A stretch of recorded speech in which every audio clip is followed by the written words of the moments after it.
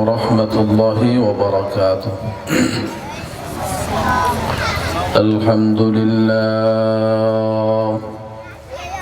الحمد لله الذي جعل الشمس والقمر بحسبان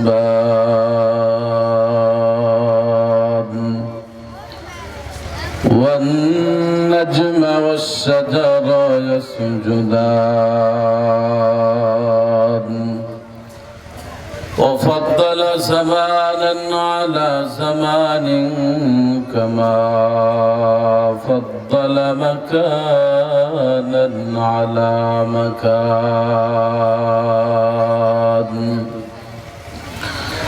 وإنسانا على إنسان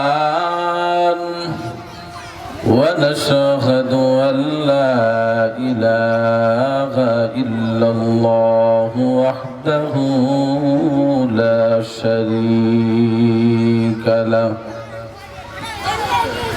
ونشهد أن سيدنا وسندنا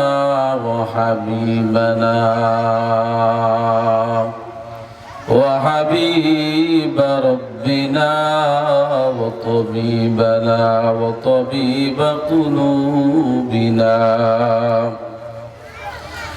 ومولانا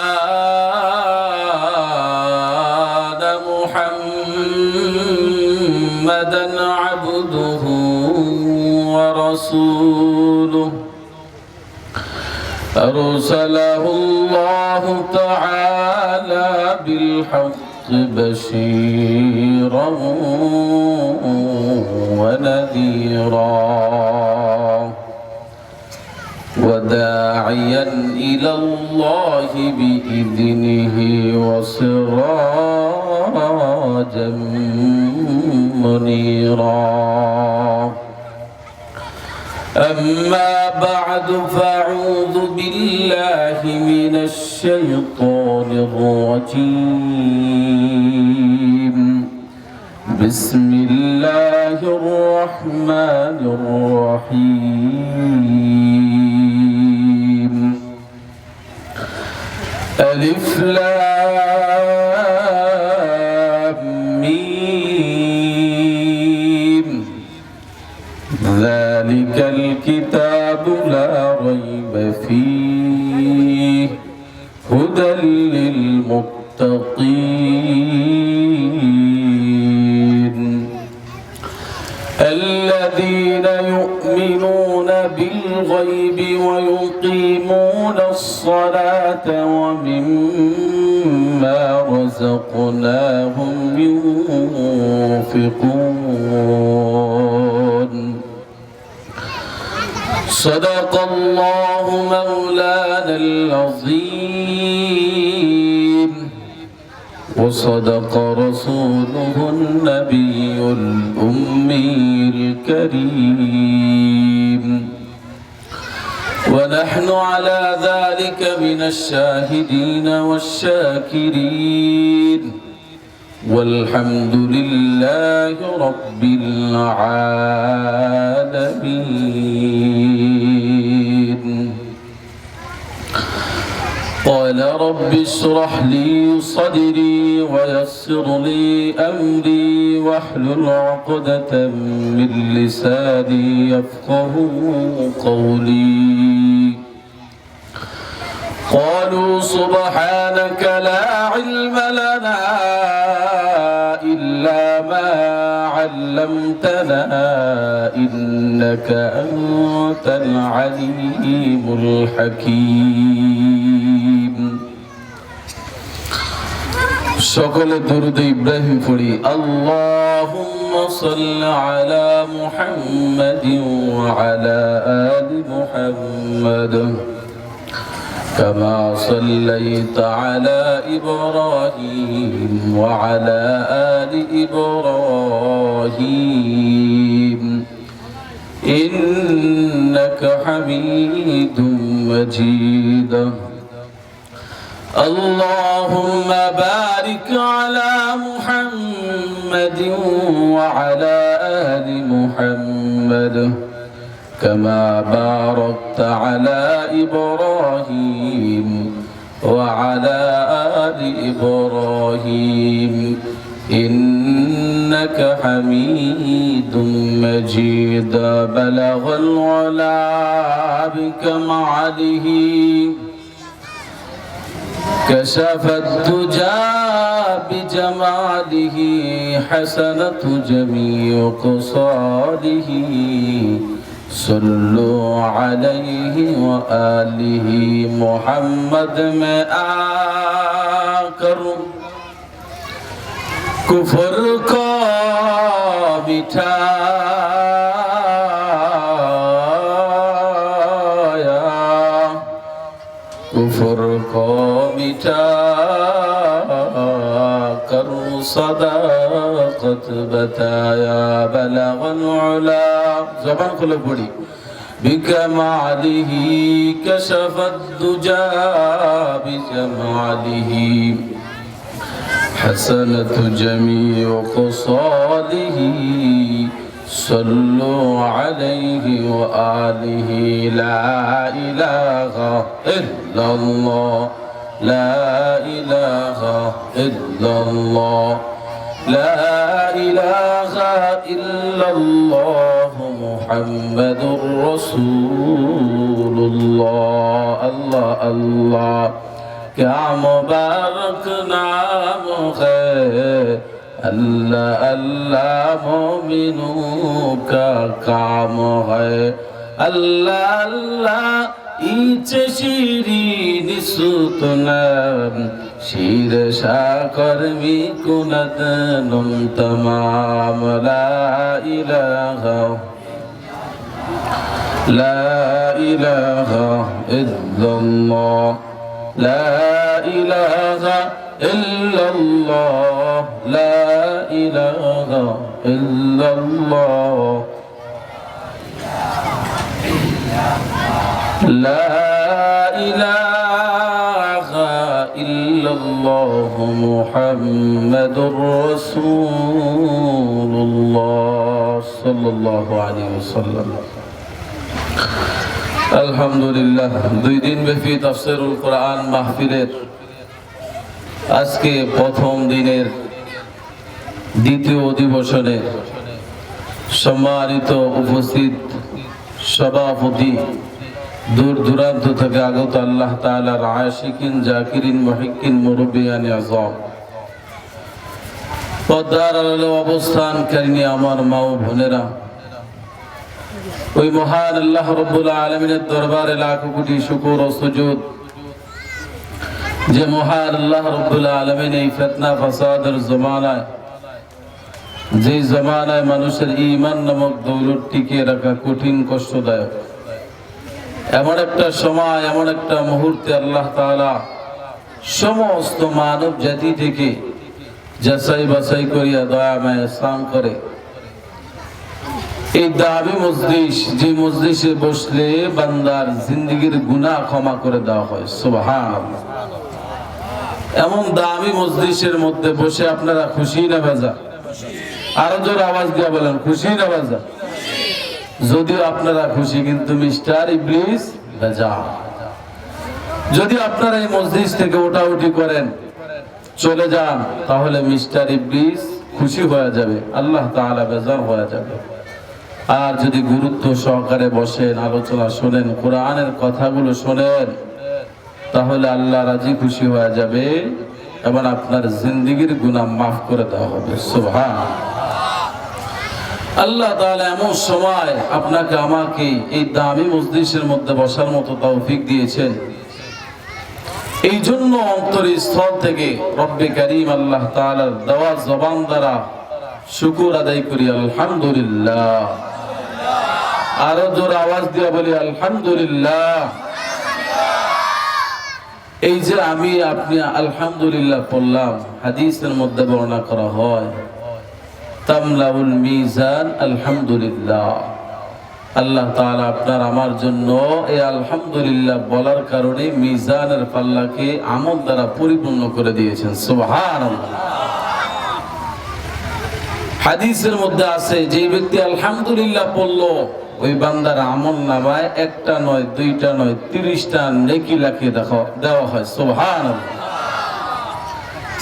সর্বশেষ যে ব্যক্তি জান্নাতওয়ালা মেহমান হবে, জান্নাতের মধ্যে প্রবেশ করবে, ওই ব্যক্তি জান্নাত পাওয়ার পরও জবান থেকে আওয়াজ আসবে আলহামদুলিল্লাহ, সুবহানাল্লাহ। আর যাকে জান্নাতুল ফেরদাউস দেওয়া হবে, সবচেয়ে বড় জান্নাত দেওয়া হবে, ওই বান্দা জান্নাত পাওয়ার পর জবান থেকে একটা আওয়াজ আসবে আলহামদুলিল্লাহ, সুবহানাল্লাহ।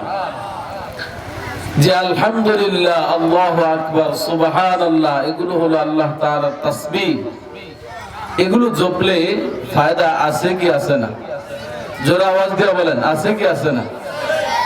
রাসূল সাল্লাল্লাহু আলাইহি ওয়াসাল্লাম বলেন, মান ক্বালা লা ইলাহা ইল্লাল্লাহ, মান ক্বালা লা ইলাহা ইল্লাল্লাহ ফাদাখালাল জান্নাহ। যে আল্লাহর বান্দা বলল লা ইলাহা ইল্লাল্লাহ, ওই বান্দা আল্লাহ তাআলার জান্নাতের মধ্যে প্রবেশ করবে। সুবহানাল্লাহ। আরো জোরে বলেন সুবহানাল্লাহ। এই সুবহানাল্লাহ বললেন, আল্লাহ তাআলা জান্নাতের মধ্যে আপনার আমার জন্য এই মুহূর্তে একটা গাছ রোপণ করে দিয়েছেন। সুবহানাল্লাহ। যে গাছের ছায়া অতিক্রম করার জন্য একটা তেজি ঘোড়া 500 বছর দৌড়েও ওই গাছের ছায়া অতিক্রম করতে পারবে না। সুবহানাল্লাহ। পয়গম্বর আরবি সাল্লাল্লাহু আলাইহি ওয়াসাল্লাম জানায় দেয়, যে ব্যক্তি প্রত্যেক নামাজের পরে সুবহানাল্লাহ, আলহামদুলিল্লাহ, আল্লাহু আকবার 33 আল্লাহু আকবার 34 বার পড়বে, ওই বান্দার গুনাহ যদি সাগরের ফেনা পরিমাণ হয়, তারপর রব্বে কারীম আল্লাহ তাআলা তার গুনাহগুলো ক্ষমা করে দিবেন। সুবহানাল্লাহ। আরো জোরে আওয়াজ দিয়া বলুন সুবহানাল্লাহ। হাদিসের মধ্যে বর্ণনা করা হয়, কিয়ামতের ময়দানটা যখন কায়েম হয়ে যাবে, হাশরের ময়দান যখন কায়েম হয়ে যাবে, রব্বে কারীম আল্লাহ তাআলা পয়গম্বর জানায় দেয়, আমার উম্মতের মধ্যে একজন আল্লাহর বান্দাকে ডাকবে। ডাকার পর তার হাতের মধ্যে একটা নয়, দুইটা নয়, 99টা গুনার দপ্তর দেওয়া হবে। দেওয়ার পর ওই বান্দাকে বলা হবে, রে গোলাম, তুমি কি দুনিয়ার জমিনে এই গুনাহগুলো করছো নি? তখন আল্লাহর বান্দা ডাক দিয়া বলবে, ও রব মালিক আল্লাহ, সবগুলা গুনাহ আমি করছি দুনিয়ার জমিনে, এমন একটা গুনাহ নাই যে গুনাহ আমি আল্লাহ করি নাই, আপনার ফেরেশতা আমার উপর জুলুম করে নাই, নির্যাতন করে নাই। আল্লাহ ডাক দিয়া বলবে, গোলাম, দুনিয়াতে তোমার পক্ষ থেকে আমার কাছে একটা আমল আছে। আল্লাহ তাআলা একটা কাগজের টুকরা বান্দার হাতের মধ্যে দিবে। দেওয়ার পর বান্দা ডাক দিয়া বলবো, রব মালিক আল্লাহ, 99টা দপ্তরের মোকাবেলা এই সামান্য মাত্র একটা কাগজের টুকরা কি কাজের মধ্যে আসবে? আল্লাহ ডাক দিয়া বলবে, গোলাম, আজকে তোমার উপর কোনো জুলুম করা হবে না, তোমার উপর কোনো নির্যাতন করা হবে না।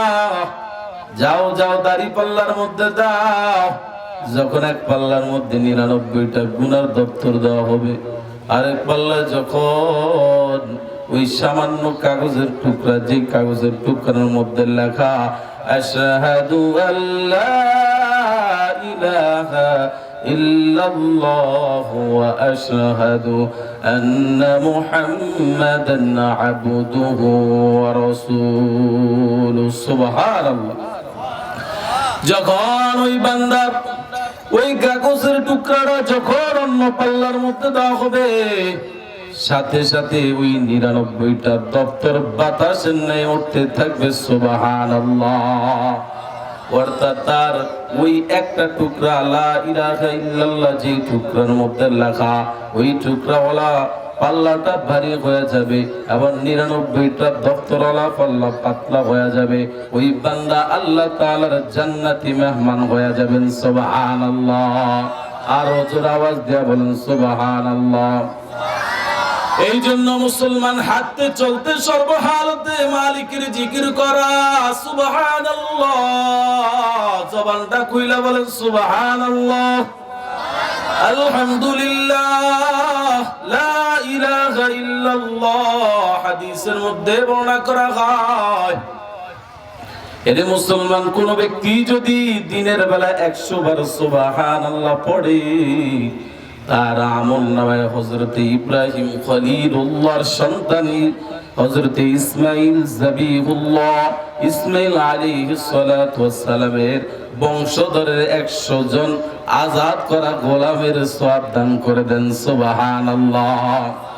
যেই বান্দা সুবহানাল্লাহ পড়লো, আলহামদুলিল্লাহ 100 বার পড়লো, ওই বান্দার আমলনামায় রব্বে কারীম আল্লাহ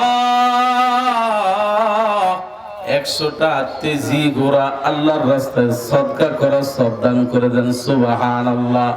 যেই ব্যক্তি বলল সুবহানাল্লাহ, আলহামদুলিল্লাহ, আল্লাহু আকবার 100 বার বলল, ওই বান্দার আমলনামায় 100টা উট আল্লাহর রাস্তায় সদকা করা সওয়াব দেয়া দিল। সুবহানাল্লাহ। আর যেই বান্দা বলল লা ইলাহা ইল্লাল্লাহ 100 বার দিনের বেলা পড়ল, ওই বান্দার আমলনামায় রব্বে কারীম আল্লাহ তাআলা আসমান এবং জমিনের মধ্যে যতটুকু ফাঁকা জায়গা আছে, ওই ফাঁকা জায়গাটা আল্লাহ তাআলা তার জন্য রহমত দ্বারা পরিপূর্ণ করে দেন। সুবহানাল্লাহ। আর জোরে আওয়াজ দিয়া বলেন সুবহানাল্লাহ। হাদিসের মধ্যে বর্ণনা করা হয়, কিয়ামতের ময়দানে সবচাইতে বেশি নেকি নিয়া ওই ব্যক্তি হাসরের ময়দানে উঠবে, যেই ব্যক্তি বেশি বেশি করে রব্বে কারীম আল্লাহ তাআলার জিকির করেছে। আম্মা জান আয়েশা রাদিয়াল্লাহু তাআলা আনহা পয়গম্বরকে ডাক দিয়া বলে, ইয়া রাসূলুল্লাহ, ইয়া হাবিবাল্লাহ, পয়গম্বর, আমি যখন আপনার জিহ্বার দিকে তাকাই গো মায়ার নবী, তখন আপনার দেখি জবান লড়ে, ঠোঁট লড়ে, জিহ্বা লড়ে, ব্যাপারটা তো বুঝলাম না। পয়গম্বর বলে, আয়েশা, আমি সব সময় জবান দ্বারা মাওলা পাকের জিকির করি, সুবহানাল্লাহ, আলহামদুলিল্লাহ, আল্লাহু আকবার, এভাবে আল্লাহ তাআলার তাসবিহ পড়ি, সুবহানাল্লাহ। এই জন্য মুসলমান আল্লাহ দেওয়া জবান দ্বারা আল্লাহর জিকির করতে হবে। আর তো কথা বাদ দিয়ে আল্লাহ তাআলার জিকির করবেন। আল্লাহ বলে, ইয়া আইয়ুহাল্লাযীনা আমানু যকুরুল্লাহা যিকরান কাসীরা ওয়াসাব্বিহুহু বুকরাতান ওয়া আসীলা। আল্লাহ তাআলা বলে, হে ঈমানদারগণ, হে মুমিনগণ, ইয়া আইয়ুহাল্লাযীনা আমানু যকুরুল্লাহ যিকরান কাসীরা, তোমরা অধিক পরিমাণে আমার মালিককে স্মরণ করো, ওয়াসাব্বিহুহু বুকরাতান ওয়া আসীলা, বিশেষ করে সকাল সন্ধ্যা আমার মালিকের তাসবিহ পড়ো। সুবহানাল্লাহ। আল্লাহ তাআলা অন্য জায়গায় জানায় দেয়, আলা বিযিকিরিল্লাহি তাতমাইন্নুল কুলুব।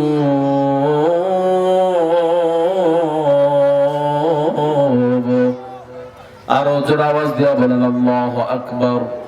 আল্লাহ তাআলা বলে, ঈমানদার ব্যক্তি কোথাও যায় শান্তি পায় না, তবে শান্তি পায় ওই কাজের মধ্যে যেই সময় রব্বে কারীম আল্লাহ তাআলার বেশি বেশি করে জিকির করে। মুমিন বান্দা তো ওই ব্যক্তি, যেই ব্যক্তি হাঁটতে চলতে সর্বহালতে অনার্থক কথাবার্তা বলবে না, মাওলা পাকের জিকির করবে। আল্লাহ বলে, ওয়া ইবাদুর রাহমানিল্লাযীনা ইয়ামশুনা আলাল আরদি হাওনান ওয়া ইযা খাতাবাহুমুল জাহিলুনা ক্বালু সালামা ওয়াল্লাযী يبيتون لربهم سجدا وقياما।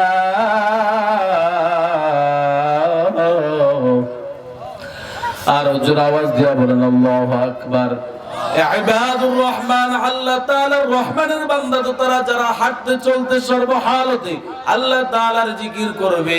মুসলমান এই জন্য জবান খুলে রব্বে কারীম আল্লাহ তাআলার জিকির করেন, লা ইলাহা, আর একটু সামনের দিকে আগে বসি, লা ইলাহা ইল্লাল্লাহ, লা ইলাহা ইল্লাল্লাহ, লা ইলাহা ইল্লাল্লাহ মুহাম্মাদুর রাসূলুল্লাহ সাল্লাল্লাহু আলাইহি ওয়াসাল্লাম।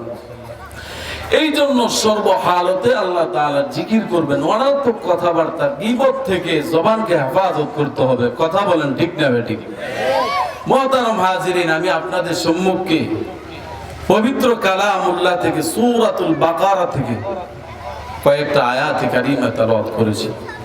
সূরাতুল বাকারা এই সূরাটা হলো মাদানিয়া সূরা। প্রত্যেকটা সূরার দুইটা হালত, হয়তো মাক্কিয়া হবে অথবা মাদানিয়া হবে।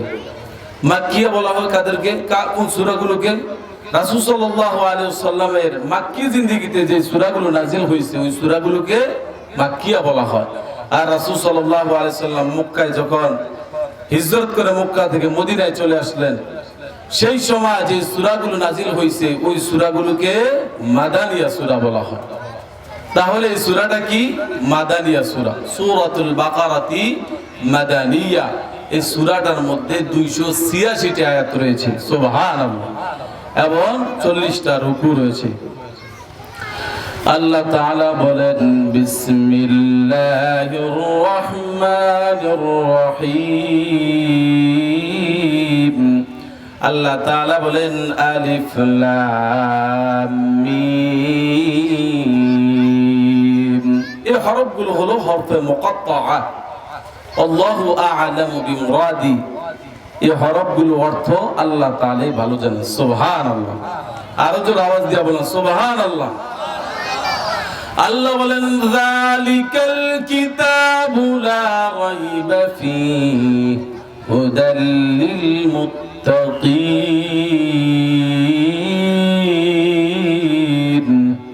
আল্লাহ তাআলা বলেন, যালিকাল কিতাবু লা রাইবা ফীহি। যালিকাল কিতাব, এটা এমন একটা গ্রন্থ, এমন একটা কিতাব, লা রাইবা ফীহি, যার মধ্যে কোনো ভুল নাই, কোনো ত্রুটি নাই। হুদাল লিল মুত্তাকিন, মুত্তাকিন ব্যক্তিদের জন্যই কালামুল্লাহ হিদায়াত। সুবহানাল্লাহ। এ মুসলমান, আমার আল্লাহ এমন একটা কিতাব নাজিল করছেন যে কিতাবের শুরুতে আল্লাহ তাআলা জানায় দেয়, আমি এমন কিতাব নাজিল করলাম যে কিতাবের মধ্যে কোনো ভুল নাই, কোনো ত্রুটি নাই। সুবহানাল্লাহ। এ মুসলমান, দুনিয়ার এমপি বলো, মন্ত্রী বলো, যতই বড় কবি বলো না কেন, যদি কোনো গ্রন্থ লেখে অথবা কিতাব লেখে, শুরুতে অথবা শেষে বলে, আমার ক্ষুদ্র জ্ঞান দ্বারা যে বইখানা লিখলাম এর মধ্যে যদি কোনো ভুল ত্রুটি হয়ে থাকে তাহলে জানায় দিবা, পরবর্তীতে সংশোধন করে দেওয়ার জন্য চেষ্টা করব। কিন্তু আমার মালিক এমন কিতাব নাজিল করলেন মুসলমান, যে কিতাবুল্লাহর শুরুতে আল্লাহ তাআলা বলেন, যালিকাল কিতাব লা রাইবা ফীহি হুদাল লিল মুত্তাকিন। যেই কালামুল্লাহর শুরুতে রব্বে কারীম আল্লাহ বলে, আমি এমন একটা কিতাব নাজিল করলাম যেই কালামুল্লাহর মধ্যে কোনো সন্দেহ নাই, অবকাশ নাই। হুদাল লিল মুত্তাকিন, আল্লাহ বলে মুত্তাকিন ব্যক্তিদের জন্য এই কালামুল্লাহ হিদায়াত। এ মুসলমান ইমানদার, মক্কার কাফের বেঈমান মুনাফিকরা বলতো, হে মুহাম্মদ বানায় বানায় কথা বলে, মুহাম্মদ বানায় বানায় কথা বলে, মুহাম্মদ একজন কবি। মক্কার কাফের বেঈমান মুনাফিকদেরকে বলা হয়েছে, তাহলে তোমরা এই কুরআনুল কারীমের একটা কুরআনুল কারীম বানায় দেখাও। যদি তাও না পারো তাহলে কুরআনুল কারীমের 10টা সূরা বানায় দেখাও। তাও পারে না, তারপরে বলা হয়েছে তাহলে একটা সূরা বানায় দেখাও। আল্লাহ বলে, ওয়া ইন কুনতুম ফি রাইবিম মিম্মা নাযালনা আলা আবদিনা ফাতু বিসূরাতিম মিন মিসলিহি ওয়াদউ শুহাদাকুম মিন দুনিল্লাহি ইন কুনতুম সাদিকিন। আর জোরে বলেন আল্লাহু আকবার। হে মুসলমান, আল্লাহ বলেন তাহলে এই সূরার একটা সূরা বানায় দেখাও এবং তোমাদের যত খোদা আছে সমস্ত খোদাদেরকে ডেকে নাও। ইন কুনতুম সাদিকিন, যদি তোমরা সত্যবাদী হয়ে থাকো। আল্লাহ পরবর্তী আয়াতের মধ্যে জানায়া দেয় ফাইল্লাম তাফআলু ওয়া লান তাফআলু ফাত্তাকুন নারাল্লাতী ওয়াকুদুহান নাস ওয়াল হিজারা ওয়া'ইদ্দাত লিল কাফিরিন। যদি তোমরা এই কোরআনুল কারীমের একটা সূরা যদি না বানাইতে পারো, আল্লাহ বলছে এই কোরআনুল কারীমের একটা কোরআনুল কারীম বানায় দেখো, সেটাও পারে না। এবং 10টা সূরা বানাইতে পারে না, একটা সূরা বানাইতে পারে না। আল্লাহ তাআলা বলে আমি জানি তোমরা পারবে না, তাহলে তোমরা ওই আগুনকে ভয় করো যে আগুনের ইন্ধন হবে মানুষ এবং পাথর। তাহলে এই কালামুল্লাহ এমন একটা গ্রন্থ যে কালামুল্লাহর মধ্যে কোনো ভুল নাই, কোনো ত্রুটি নাই। হে মুসলমান, এই কালামুল্লাহ রিসার্চ করতে গিয়া বড় বড় কাফের বেঈমান মুনাফিকরা কালেমা পড়ে মুসলমান হয়ে গেছে। আল্লাহ বলে যালিকাল কিতাবু লা রাইবা ফীহি হুদাল লিল মুত্তাকিন। তাহলে এই কালামুল্লাহ হলো মুত্তাকিন ব্যক্তিদের জন্য হেদায়েত। আল্লাহ অন্য জায়গায় বলেন হুদাল লিন্নাস, এই কালামুল্লাহ কোন মানুষদের জন্য হেদায়েত। আল্লাহ এখানে বলতেছে মুত্তাকিন ব্যক্তিদের জন্য হেদায়েত, অন্য জায়গায় বলে হুদাল লিন্নাস, মানুষদের জন্য হেদায়েত। হে মুসলমান, এই কালামুল্লাহ সমস্ত মানুষের জন্য হেদায়েত। একজন কাফেরের জন্য হেদায়েত, একজন খ্রিস্টানের জন্য হেদায়েত তখনই হবে যখন কাফের ব্যক্তি এই কালামুল্লাহ পড়বে এবং এই কালামুল্লাহর উপর ঈমান আনয়ন করবে, এই কালামুল্লাহর বিধান মানবে, তখন তার জন্য এই কালামুল্লাহ হয়ে যাবে হেদায়েত। কথা বলেন ঠিক না ঠিক?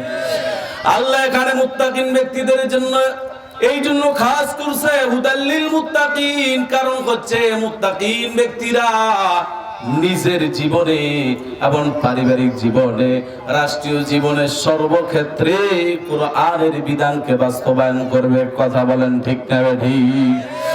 আল্লাহ বলেন হুদাল্লিল মুত্তাকিন।